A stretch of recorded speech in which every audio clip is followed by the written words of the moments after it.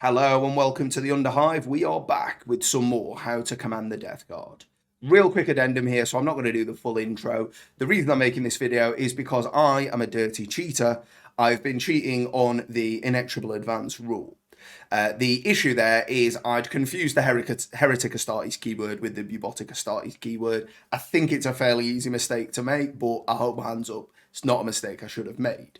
So the Plagueburst Crawler and the Blight Hauler, two very common vehicles, both have heavy weapons. They can shoot them in engagement range because of big guns never tire as just a general main rule, but they don't benefit from Inexorable Advance because it requires the vehicle to be a Bubotic Astartes model, and that essentially means it's either a Plague Marine type model, or it essentially has a Plague Marine piloting or driving it in some way.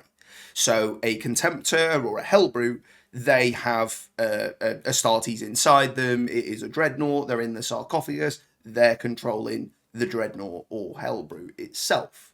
With the likes of a Land Raider, you've got an Astartes driving the vehicle. Obviously, I'm sure there'll be some kind of servitor support systems in there, but there is an Astartes in command, which is why it can shoot into melee range without a penalty.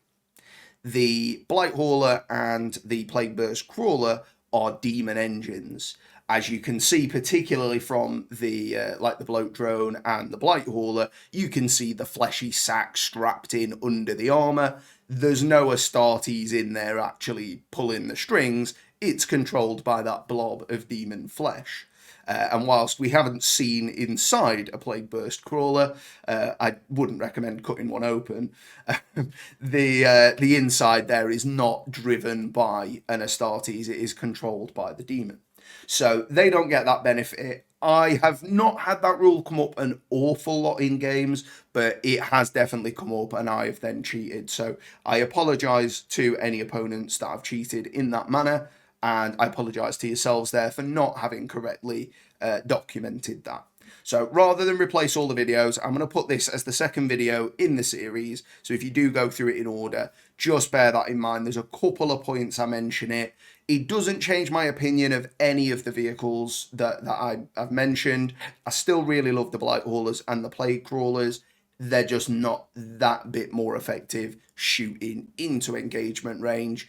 But realistically, you don't want your Plagueburst Crawler in engagement range. If that happens, something's gone wrong.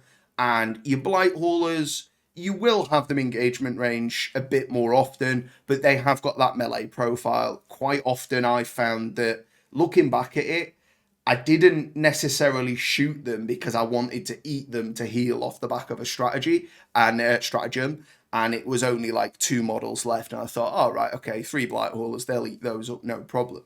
So I don't think I've used it an awful lot, but I certainly have used it. So apologies for that, and I hope you enjoy the rest of the series.